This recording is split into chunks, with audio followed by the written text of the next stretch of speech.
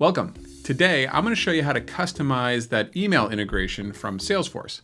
So whenever you're in Gmail or Outlook, you've got that sidebar on the right that shows you related contacts to that email or lets you create tasks. Well, you can actually customize that, and you can add different components to it in different tabs that might be useful for you. So let me show you how to do that. The first thing you need to do is go into the Setup menu. Click the gear in the upper right and hit Setup, or Advanced Setup if you have this newer Quick Settings panel.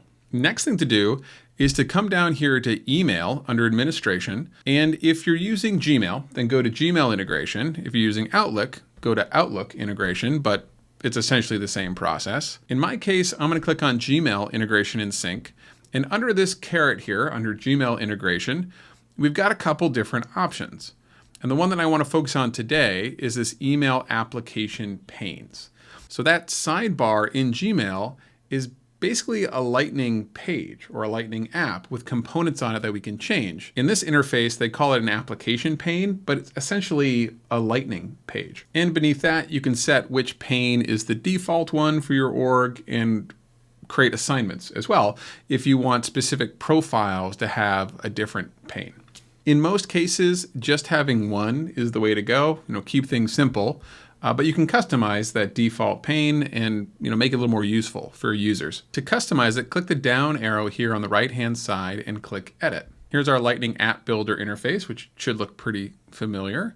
And you can see we've got all these different components here. Now mine might look a little bit different from yours, but know that on the left-hand side, we can take any of these components and drag them over to our pane area here. Now, what is a little bit different about this versus other times you've seen the Lightning App Builder is we can't make this wide, right? It's a narrow sidebar app, so we're limited to these dimensions here. And it's controlled by a primary set of tabs at the top. So in this case, we have Related, Tasks, and Feed. If you click on one of them, you'll see those settings on the right-hand side here. In my case, I've got another tab called Engagement History, and I can add additional tabs too. Now you'll notice at the top that only 3 tabs are showing, and I think that's just a limit of that horizontal space. The Engagement History tab is still there for me. You just have to click on the 3 dots in order to get into it. So it can be a bit tricky when you're adding tabs to this view to get it to show up so you can then drag components onto it.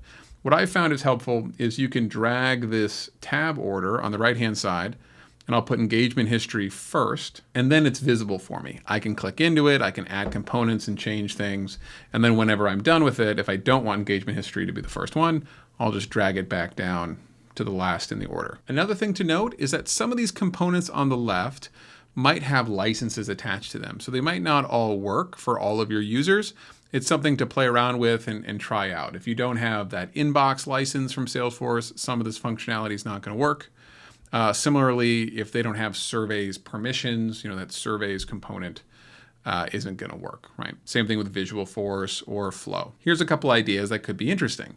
You might want to add a report chart to one of these tabs. Perhaps it's a report of quotas or the company goal so that every time they open their email, they can see that report right in front of them. Another option is to take advantage of the rich text component right here.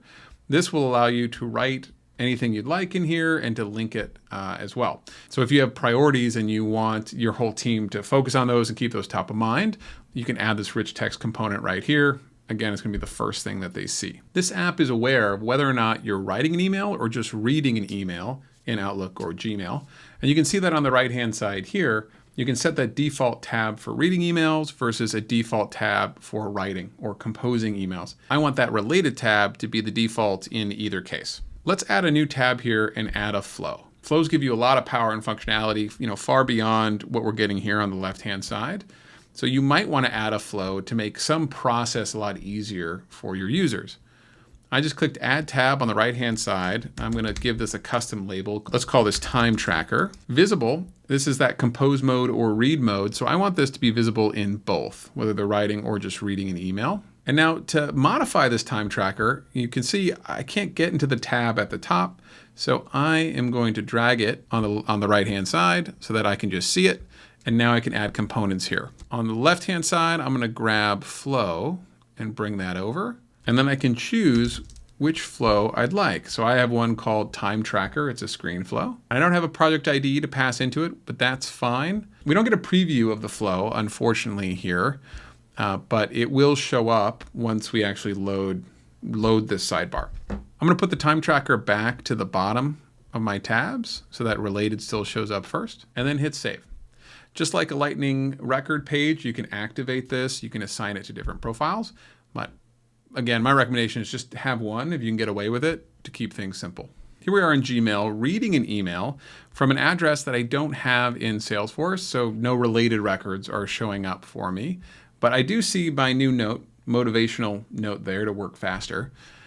And we can see Time Tracker has shown up as well. Because there's enough space, it actually shows up here. But if it took up too much space, we just see 3 little dots and we could see it in a drop-down menu.